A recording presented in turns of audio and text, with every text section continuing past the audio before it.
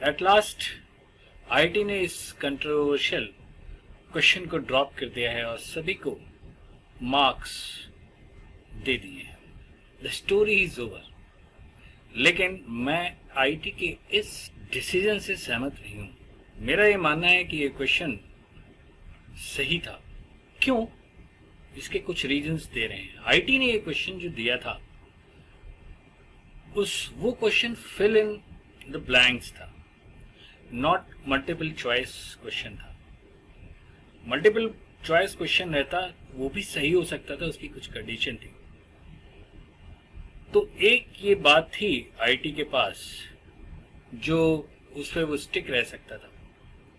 दूसरा जो बहुत इंपॉर्टेंट रीजन है, वो स्टूडेंट्स जिन्होंने इस क्वेश्चन को अप्रोच सही ढंग से किया था और आंसर निकाला था और वो आंसर रेंज में रह रहा था 47 to 49.6 क्वेश्चन नंबर 16 का, और सेकंड 17 का अगर वो जो रेंज दे रखी है 18 to 19 और 20 के बीच उन्होंने आंसर निकाला था, तो उनका अप्रोच एकदम प्रॉपर था और उनको वो मार्क्स मिलने चाहिए थे।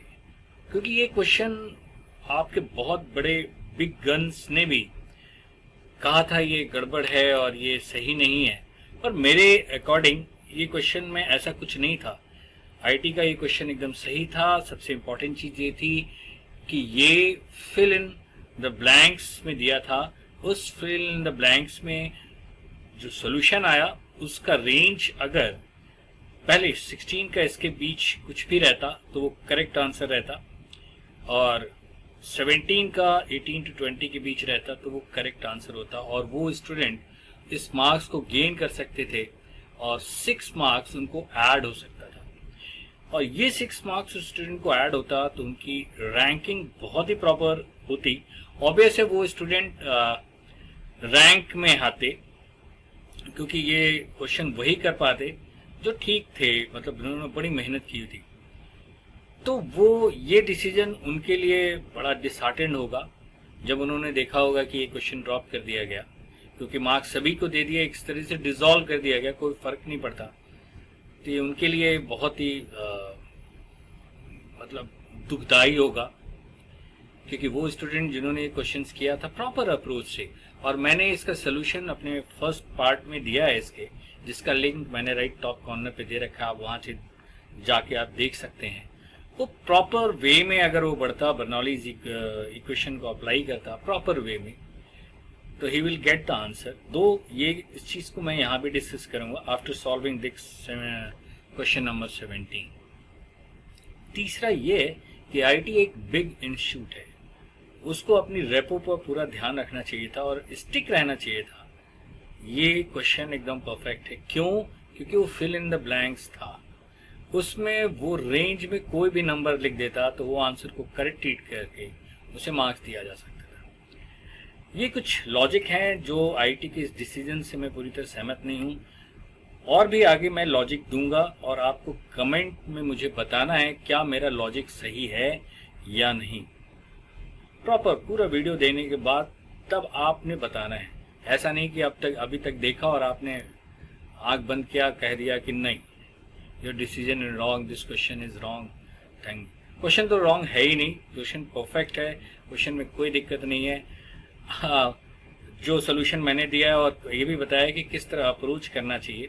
हाँ, अगर 60.8 आंसर आ रहा था 16 क्वेश्चन का तो वो परफेक्टली रॉन्ग था। वो पिछले लेक्चर में भी बताया था। क्यों बताया, क्यों रॉन्ग था, वो उसका भी हमने पूरा एक्सप्लेनेशन दिया है, राइट। तो ये कुछ बातें हैं, और भी हम अपना लॉजिक देंगे इस पूरे वीडियो में। अंत तक देखिएगा और तब आप बताइएगा कि मेरा लॉजिक सही है या नहीं। Right guys?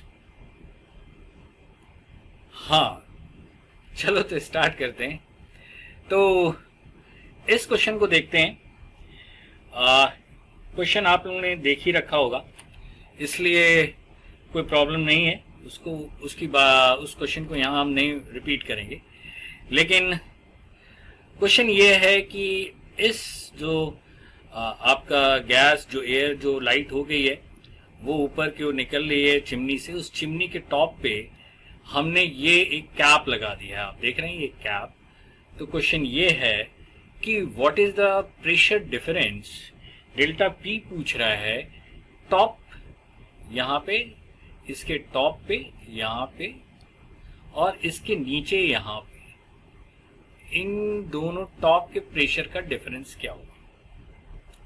इसको भी बहुत बड़े बड़े guns, big big guns, millions of subscribers, बड़े बड़े इंस्टीट्यूट्स, उन्होंने क्वेश्चंस सॉल्व किया है। मेरा भी सोल्यूशन देख लीजिएगा और आप बताइएगा कि ये सही है, और मेरा जो अप्रोप्रिएट जो आंसर जो मेरे को लगता है वो एकदम परफेक्ट है, वो जो आएगा वो आप देखिएगा और मैं बताइएगा। मैं इसमें सहमत हूँ कि यही आंसर होना चाहिए। तो दो ये भी वैरी कर सकता है, क्यों वैरी कर सकता है ये भी हम बताएंगे यहाँ पे। तो चलो स्टार्ट करते हैं। हम टॉप वाले का प्रेशर P2 P टॉप ले लेते हैं सिंपल तरीके से, और नीचे जो यहाँ पे जो प्रेशर है इसको हम P बॉटम लिख लेते हैं। ठीक है, देखते रहिएगा, पहले अपना कोई ओपिनियन नहीं बनाइएगा। लेमैन जो स्टूडेंट उस समय एग्जाम में दे रहा होगा उसको इस तरह सोचना चाहिए था कि अब इन दोनों का प्रेशर डिफरेंस चाहिए।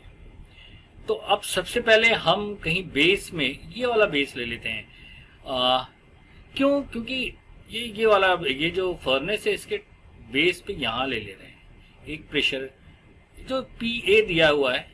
एक्चुअली PA देने का जो मतलब था मेरे हिसाब से वो इसकी डेंसिटी को हल्का बताने के लिए करना चाहिए, क्योंकि प्रेशर कांस्टेंट रहेगा तभी आप वहां पे रो इंटू टी को कांस्टेंट कर सकते थे।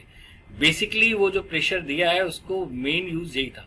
ऑब्वियसली प्रेशर डिफरेंस तो bottom to top of furnace तो वेरी करेगा ना, तभी तो एयर फ्लो करेगी, ये तो ऑब्वियस है। दो यहाँ भी उन्होंने दे रखा था, प्रेशर PA दे रखा था, इसको मतलब इग्नोर करना चाहिए था। ठीक है, आप यहाँ पे दे रखे तो कोई बात नहीं, लेकिन जो बर्नौलीज इक्वेशन आप लगाएंगे वो कैसे लगाएं वो मैंने बताया है, वो यहाँ भी मैं बताऊंगा आपको जब डिस्कस करूंगा 16 को। एनीवे हम ये सब छोड़ते हैं, हम प्रेशर यहाँ ले लेते हैं। PA क्या, कोई भी प्रेशर ले लें, हम क्यों जाएं PA में, हम PA को हटा के कुछ P ले लेते हैं, हटा देते हैं इसको। PA जो कंफ्यूज है कर रहा है, हम हटा देते हैं ना इसको, यहाँ से इसको मैं डिलीट मतलब हटा ही देता हूँ, PA को हटा ही देता हूँ, मैं हटा देता हूँ। ये PA कुछ नहीं है, PA एक्चुअली कंफ्यूजन क्रिएट कर रहा, मैं यहाँ पे P ले लेता हूँ। सिंपल है, P ले लें, कोई भी प्रेशर है। तो फर्नेस में कहीं भी हम ले सकते थे P, हम यहाँ बेस में ले सकते हैं, हम ऊपर भी, लेकिन बेस में हम क्यों लेंगे, क्योंकि इस कैप पे इस पूरे जो हल्का हो गया लिक्विड, इसको पूरा जो एक अपथ्रस्ट फोर्स लग रहा होगा वो इसको खोलना चाहेगा, इसलिए ये पूरा लिक्विड, ये सॉरी गैस जो है ये इसको पुश करना चाहेगी, इसलिए हम लोग बॉटम से लिया। हम यहां से भी ले सकते थे, ठीक है, and that is the variation of answer. लेकिन जो भी वेरिएशन आएगा वो मैं आपको बताऊंगा, उनमें से कोई वेरिएशन उस फिल इन द ब्लैंक्स में भर देता स्टूडेंट, IT को देना पड़ता आंसर। वो थोड़ी ना कह रहा है कि आपको एक ही आंसर भरना है, कुछ भी भर दो, है ना। उस रेंज में आप कोई भी आंसर दे दो, दैट क्वेश्चन मतलब ओके हो गया, you will get 3 marks. Anyway pressure हम कोई भी ले लेते, अब PA का टेंशन हो गया, PA का काम खत्म हो गया जब आपने रो T को कांस्टेंट किया, दैट PA इज ओवर, अब कहीं भी नहीं है PA। अब हम सिंपल तरीके से इस क्वेश्चन को करेंगे, ठीक है। अब प्रेशर पे जो कैप पे जो फोर्स इसको पुल मतलब हटाना चाह रहा होगा वही तो निकालना है, तो ये पूरा लिक्विड मिलके हटाएगा ना उसको, तो हम यहां से लेंगे P। अब जब हम PT निकालेंगे तो हम बाहर से जाएंगे, तो PT की वैल्यू हम क्या लिखेंगे, दैट इज PT लिखेंगे क्या, ये एयर कॉलम कम हो गया P में से, तो हमने लिख दिया P। अब PA को भूल जाएंगे, स्टोरी हम वहां पे खत्म कर देंगे। जब हमने रोटी को कांस्टेंट ले लिया तो स्टोरी इज फिनिश। अब ऑब्वियस है PA कांस्टेंट तो रहेगा नहीं, जैसे जैसे ऊपर तो दिया हुआ है यहाँ पे एंटर कर रहा है, तो आप इतना लॉजिक तो सेव, दोनों में प्रेशर अगर डिफरेंस होगा जरा से भी होगा तभी तो ऊपर जाएगा लिक्विड। इसलिए हम कहीं भी एक बेस P ले लिया, और P लेने के बाद प्रेशर के केस में जब डिफरेंशियल कैप पे निकाल रहे हैं तो P ले लिया नीचे, तो P माइनस क्या लिखेंगे, रो, और ऊपर कितना गए H प्लस H, यही तो गए। ये हो गया टॉप का प्रेशर। बॉटम का हम ले लेते हैं, ये पी बी लिखा है तो इसको हम पी बी ले लेते हैं और इसको वही लेते हैं, बेस वही रखना है। That is the important thing. जिस बेस को हमने माना है वहीं से हमने कैलकुलेशन स्टार्ट करनी है, ठीक है। ऐसा नहीं अब बेस मैंने यहां पे ये पीटी का लिखा और हम पी लिखने के लिए ऊपर आ जाएंगे फर्नेस के टॉप पे, नहीं, इसका तो इलॉजिकल बात है ना। प्रेशर जब आप एक जगह से क्या निकाल रहे हो टॉप का, उसी जगह से तो बॉटम का भी निकालोगे ना आप। इसमें तो कोई नहीं है, दिक्कत ही नहीं है इसमें गलत और उसका मतलब है नहीं। ये लॉजिक है, अगर आप ऊपर से निकाल लो आपका आंसर गलत, ठीक है। तो ये है, और यही बात वहां भी थी क्वेश्चन नंबर 16 में। अगर आप प्रेशर कैलकुलेट कर बर्नौलीज लगाए हो आप ये इसको बेस मान के, तो सब आप पी ये भूल जाओ, आप पी मान लो। तो आप पी को निकालने के लिए तो आप उसी बेस को मानोगे ना। आप पी एक बार यहां से निकाल लो, एक बार उसी क्वेश्चन में 16 में एक बार नीचे से निकाल लो, ऑब्वियस है। और वो मैंने वहां पे बताया, अब ऐसा करोगे तो 60.8 आएगा, पर इट इज वेरी लॉजिकल, है कि नहीं। तो आंसर तो गलत आने जाना है। तो आपने बर्नौलीज इक्वेशन में तो किसी क्रॉस सेक्शन, दो क्रॉस सेक्शन लेते हैं, फिर वो उसको रेफरेंस मान के हम सब कुछ कैलकुलेट P1 और P2 निकालते हैं, लेफ्ट और राइट। लेकिन आप क्रॉस सेक्शन ही चेंज कर दो, पॉइंट ही चेंज कर दो, ऊपर वाला पॉइंट एक रखा और नीचे जो बेस आपने लिया उसको चेंज कर दिया, that is the wrong. And that is why I am saying 60.8 is wrong answer, it is not a correct. और मैंने उस वीडियो में 2/18 को इन्होंने आईटी ने रिलीज किया है ये मार्क्स फॉर ऑल का, लेकिन मैंने 17 में जो वीडियो पोस्ट किया था उसमें क्लियर लिख दिया था the range between this answer आएगा, सभी आंसर सही हैं, ठीक है। और उनमें से कोई भी आंसर वहां फिल द ब्लैंक्स में रखता है तो student should get the marks. ये मैंने उस 17 में जो वीडियो पोस्ट किया था, 2 सॉल्व मैंने 3-4 दिन पहले ही कर लिया था, लेकिन मैं अकेला हूँ, मैं खुद ही वीडियो बनाता हूँ, खुद ही वीडियो एडिटिंग, खुद ही सिमुलेशन, एवरीथिंग मैं खुद करता हूँ। इसलिए कोई भी वीडियो डालने में मुझे कम से कम 4 से 5 दिन लग जाते हैं, ये 15 से 20 या आधे घंटे का वीडियो बनाने में, तो इतना टाइम लगता है। अब जैसे ये भी वीडियो मैंने एनिमेशन ये सब बनाया तो टुक टाइम, तो मुझे एक दिन लेट लगा, नहीं तो मैं 18 को ही इसे पोस्ट कर देता। एनीवे, अब हम पीवी पे आते हैं, दैट इज माई, आपको क्या लेना देना, आपको तो आउटपुट चाहिए, आउटपुट ठीक है तो ठीक है। और मैं किसी ना फेसबुक में हूँ, ना इंस्टाग्राम, ना कहीं, मैं सिर्फ यूट्यूब पे हूँ। और शायद मेरे सब्सक्राइबर भी सबसे कम ही है, उनके तो मिलियन सब्सक्राइबर हैं।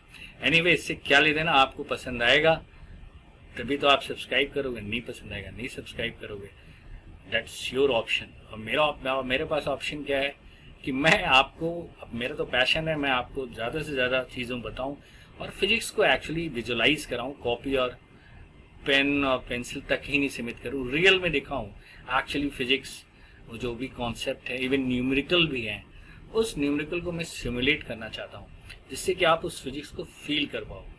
इसीलिए मैंने पूरा एनिमेशन सीखा है 2 साल तक और बड़ी मेहनत की है। एनीवे, आपको ये सबसे तो क्या मतलब, आपको तो आउटपुट चाहिए, right guys. If you are getting good knowledge, good concept from this channel, I think you must subscribe this. Anyway, अब हम पीबी है, यानी कैप के बॉटम पे अब हमें प्रेशर निकालना है। अब ये जो कैप का बॉटम पे प्रेशर है, इस लिक्विड के थ्रू जाना पड़ेगा ना ऊपर, तो यहाँ पे प्रेशर P है, इसको माइनस जब हम करेंगे, इसको रो ए, यहाँ देखिए G छूट जा रहा है, ये G है, और यहाँ पे लिखेंगे रो H प्लस HG, यही तो हो गया। बॉटम का आपने प्रेशर निकाल लिया, अब हमने कहीं PA नहीं लिखा, अब मान लिया वहां पे P है। अब हम डिफरेंस निकाल लेते हैं। क्यों बॉटम पे रखा फर्नेस, क्योंकि ये पूरा जो हल्का हुआ लिक्विड उस कैप को क्या करेगा, पुश करेगा। और ये चीजें एग्जाम में जो कि जो एडवांस जो दे रहे हैं बड़ी मेहनत किए हुए हैं, उनके स्टूडेंट्स को इतना तो समझ में आता होगा कि क्या फोर्स लग रहा होगा कौन सा, ठीक है। तो हमने PA तो कहीं यूज ही नहीं किया, हमने क्या, और ये P आप कहीं भी ले सकते थे, कोई जरूरी नहीं बेस में, क्योंकि इसने ये कंफ्यूजन क्रिएट कर दिया है कि PA हर जगह, तो आप वहां से ले लेते, है ना, टॉप से ले लेते, पर ये वेरिएशन आता, पर अप्रोच तो सही होता। आईटी तो अप्रोच देखता है ना, और आंसर उस रेंज में आता।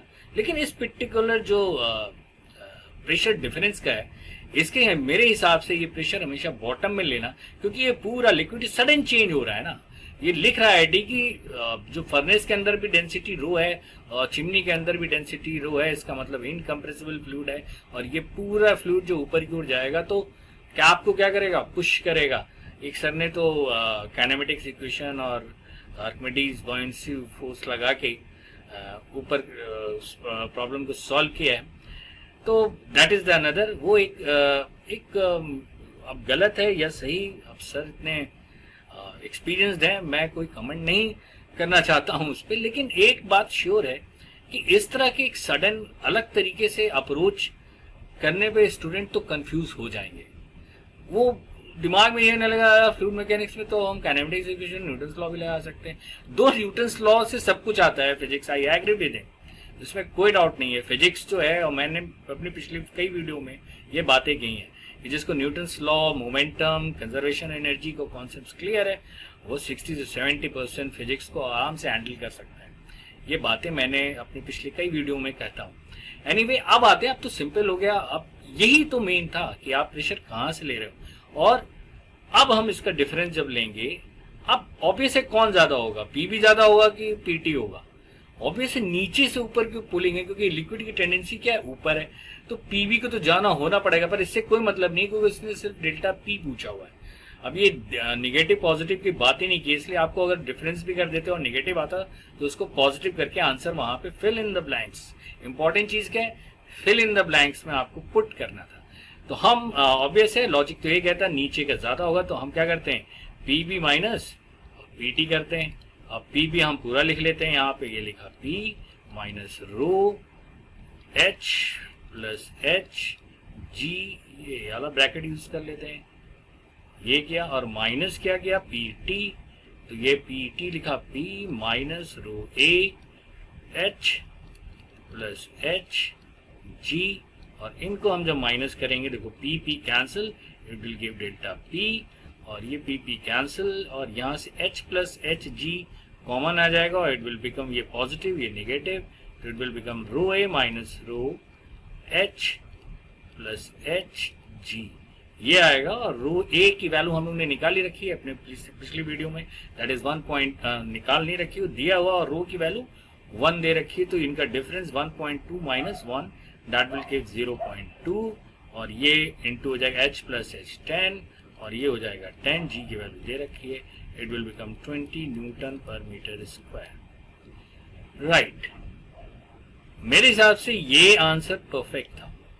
अब आप यहां से भी निकाल के देखो, तो आपका नेट आंसर जो आ रहा है यही आ रहा है ना। इसको मैं यहां पे आपको दिखा देता हूं, ये आप देखो, यहां पे हमने ये लिखा है ना, delta P rho A minus rho H plus H G, यही तो आया, ये देखो आप यहाँ पे, ये चीज मैंने वहां लिखी है।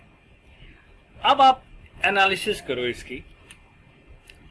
अब आप बेस तो कहीं भी मान सकते थे ना, बीच में मान लो, नीचे मान लो। इस h जो 1 मीटर दे रखा है, ये 9 और 1, तभी तो 9 प्लस 1 हम लोग ने 10 कर दिया है। यहाँ पे ध्यान देना, क्योंकि आप अगर क्वेश्चन पढ़े होगे तो ये चीज हम मान के चल रहे हैं, तभी आप सेकेंड पार्ट आप देख रहे होगे, ठीक है। तो 9 प्लस 1, ये हमने जो 10 लिखा है ये इसलिए लिखा है। लेकिन आप कोई जरूरी थोड़ी नहीं हो, कहीं से भी पी मान सकते थे, लेकिन प्रॉपर बहुत से लोगों ने इस पी को यहाँ पे मान लिया है, टॉप ऑफ फर्नेस। तो आप जब टॉप ऑफ फर्नेस मान लिया, यानी टॉप ऑफ फर्नेस से जस्ट नीचे मान लिया, यानी 1 को आपने हटा दिया है, तो यहां से आपने इस h की वैल्यू को 0 कर दिया और h को 9 लेके फिर निकाल दिया, then pressure difference will be different. और जब उस कंडीशन में लोगे तो 9 आ जाएगा, देन इट विल गिव 18। ये मैंने दिया हुआ है, इसको और डिटेल में देंगे कि जैसे जैसे हमने 10-10 सेंटीमीटर पे ऊपर चलते चले गए हैं, 18 है, जैसे यहां से नीचे चलते चले आ रहे हैं, लास्ट में हम यहाँ आ रहे हैं बॉटम में, तो ये वेरिएशन ऑफ प्रेशर्स आएंगे और इनफाइनाइट नंबर रहेगा।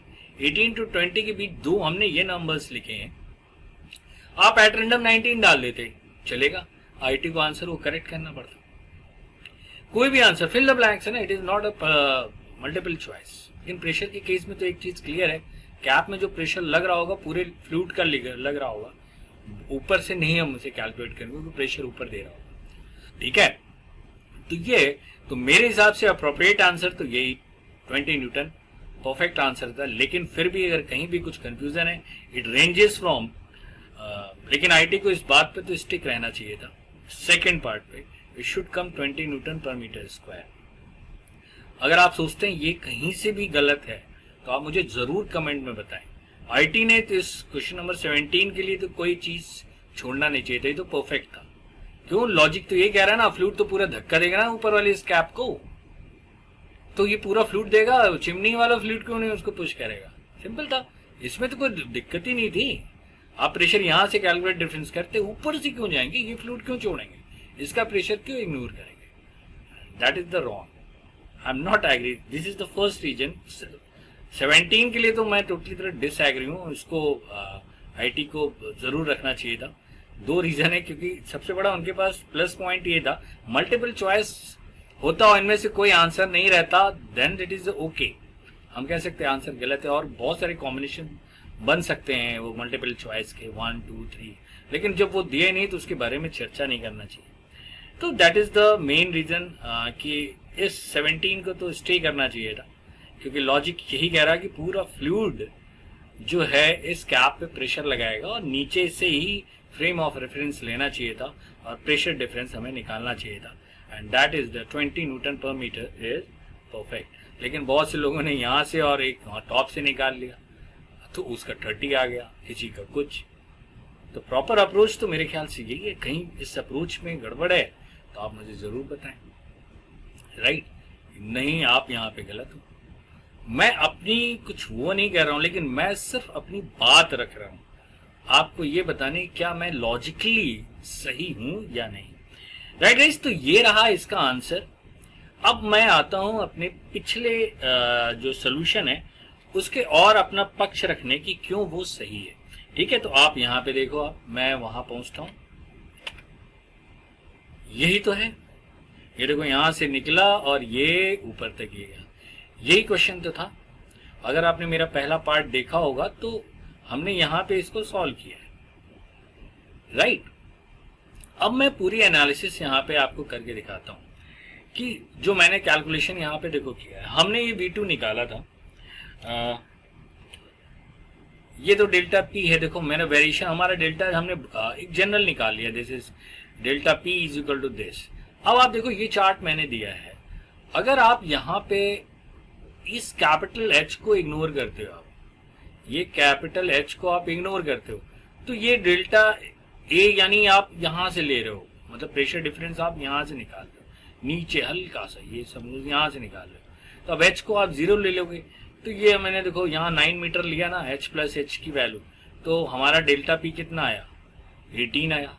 और धीरे धीरे 10 सेंटीमीटर लेके मैं आगे बढ़ता गया और पूरा फर्नेस के नीचे तक आ गया, तो ये यहां तक आ गया, तो हमारा प्रेशर कितना आ रहा है, देखो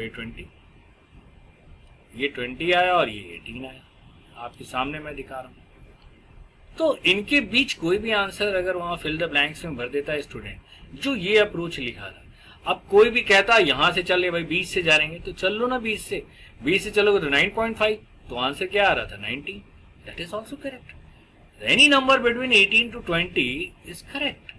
अगर ये होता तो आईटी को देनी चाहिए था नंबर, क्यों? क्योंकि उसने पी ए को जो 2 जगह दिखा दिया, इसका उसको मतलब दिखा दिया यहाँ पे, मेरे ख्याल से वो मिस प्रिंट है, एक्चुअली उसको पी ए नहीं दिखाना चाहिए था, वो पी दिखाना चाहिए था, पी रो एंड टी करना चाहिए था, उन्हें कॉपी पेस्ट करके वहां पे ऐसे दिखा के इतना बवाल खड़ा कर दिया। लेकिन आप लॉजिक देखो तो obviously the flow of gas जब नीचे से ऊपर हो रही तो प्रेशर कुछ ना कुछ डिफरेंस होगा ही होगा। सिर्फ उसने प्रेशर को कांस्टेंट लिया है, इसलिए बताया क्योंकि इसको रोटी बताना था कि यहाँ पे ऑलमोस्ट फर्नेस बहुत हीट रहता है और इतने हाइट में इतना वेरिएशन नहीं होता है, तो प्रेशर का भी इतना वेरिएशन, पूरा में टी रहेगा तो प्रेशर भी इतना वेरिएशन नहीं कर सकता।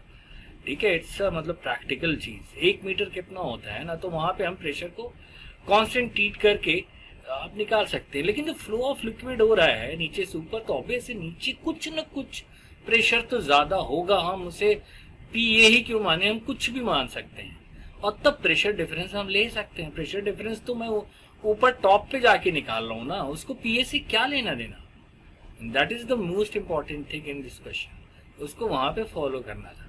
एनीवे आप देखो, आप वेलोसिटी हमने ये निकाला तो देखो इतने वेरिएशन है। उसी तरह आप वेलोसिटी निकालोगे चिमनी पे तो हमने जो निकाला था ये था, ठीक है, पूरा बर्नौलीज इक्वेशन से हमने निकाला था।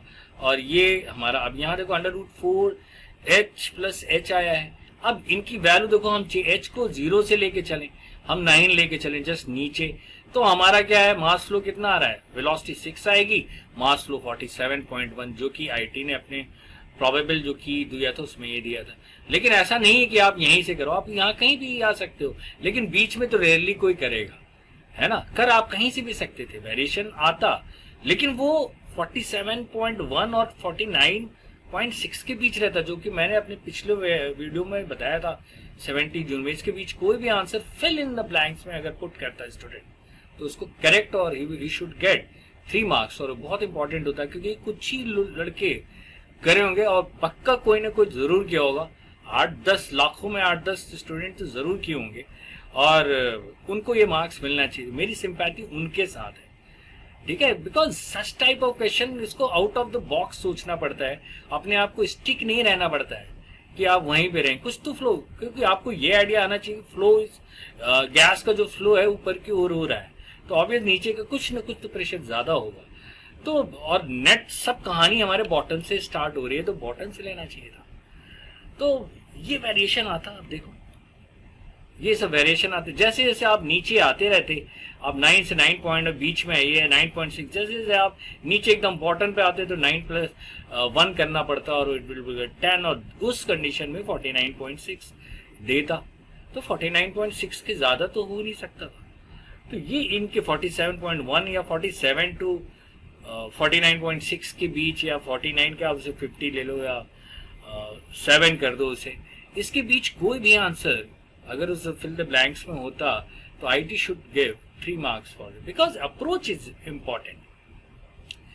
आंसर्स तो ठीक है, लेकिन कई ने तो आंसर मैंने बताया वो तो काइनेमेटिक्स लगा के लिया, बाउंसी फोर्स, ओके, क्योंकि यहाँ पे देखो एक तरीके से उन सर ने यहाँ पे यही तो एक्सेलरेशन निकाला और 2gh हो गया।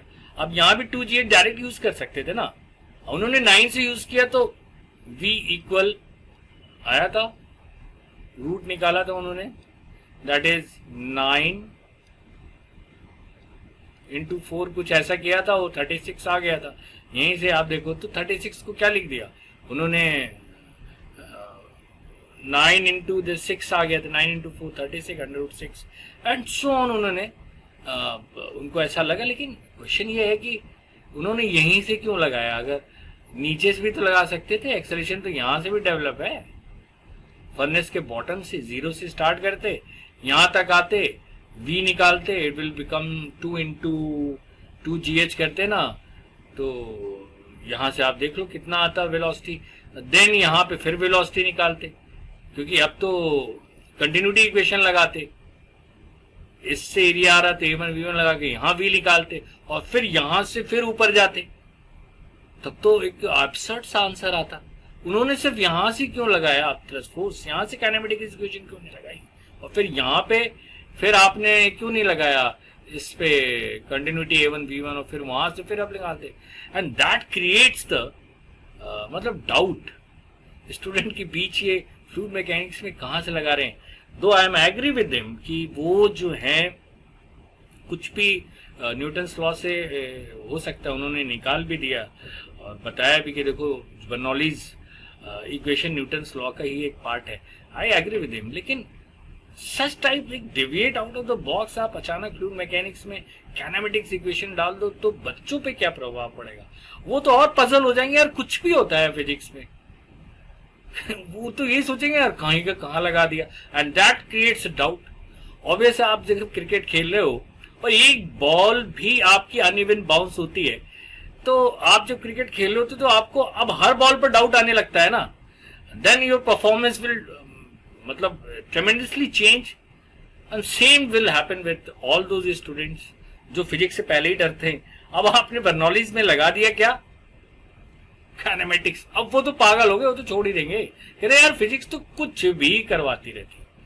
ठीक है, अब ये आंसर मैं अगर वो वीडियो मेरे को देख रहा हूँ तो बताएं इस प्रॉपर में यहाँ नीचे से यहां लाते एक्सेलरेशन के बाद वेलोसिटी, और फिर वेलोसिटी को यहां पे a1 v1 लगाते और फिर ले जाते ऊपर, फिर तब तो v1 की वेलोसिटी 100 टाइम्स बढ़ के आती, तब तो हो गया, फिर ऊपर भी तो निकलती, तो जो आंसर आता मास फ्लो रेट वो 1000 में आ जाता, वो तो आसपास नहीं दिखता। तो कुछ तो था, कुछ तो मतलब है अप्रोच में गड़बड़। अब क्या है वो उस पर मैं डिटेल में नहीं जाना, पर ये एक बहुत बड़ा रीजन था। ओके गाइस, तो ये मेरी कुछ बातें थी जो मैंने आपको बताई। लगभग आधे घंटे हमने बैठे इस पे चर्चा किए। अब आपको क्या लगता है, क्या आईटी को ये क्वेश्चन ड्रॉप करना चाहिए था या नहीं करना चाहिए था? क्यों? मेरा सिंपल सा लॉजिक है, क्योंकि वो फिल द ब्लैंक्स दिया था उसमें, इस रेंज में क्या देता है रेंज हमारा 47 से लेके 49.6 के बीच कोई भी वैल्यू रखता, स्टूडेंट शुड गेट 3 मार्क्स। इसी तरह प्रेशर 18 to 20 के बीच कुछ भी नंबर रखता, कुछ भी, जो कि यहाँ शो भी नहीं हो रहा है। अब जैसे 18.6 है, 18.8, 18 शो नहीं हो रहा है, तो 18.7 कर देता, 18.7.5 रख देता। बट अप्रोच तो उसका प्रॉपर था, वो यहाँ कहीं से ले लेता बेस, कहीं भी फ्लूइड फर्नेस के बीच लेके अपने बर्नौलीज दोनों पॉइंट पे लगाता और पी की वैल्यू कैलकुलेट करके अपना वेलोसिटी और मास फ्लो रेट निकाल सकता था। तो ये इस तरह आंसर उसके वैरी करते, लेकिन इसके बीच ही तो रहते, और इनमें से कोई भी answer any number between this he student वो वहां पे फिलअप करता, तो he should get the marks. Right guys, it is my opinion, it's my view. मेरे को किसी को कुछ नहीं कहना है, आपको सिर्फ ये बताना है कि क्या मैं लॉजिकली करेक्ट हूं या नहीं। Thanks for watching, take good care of yourself, bye bye, see you in the next lecture.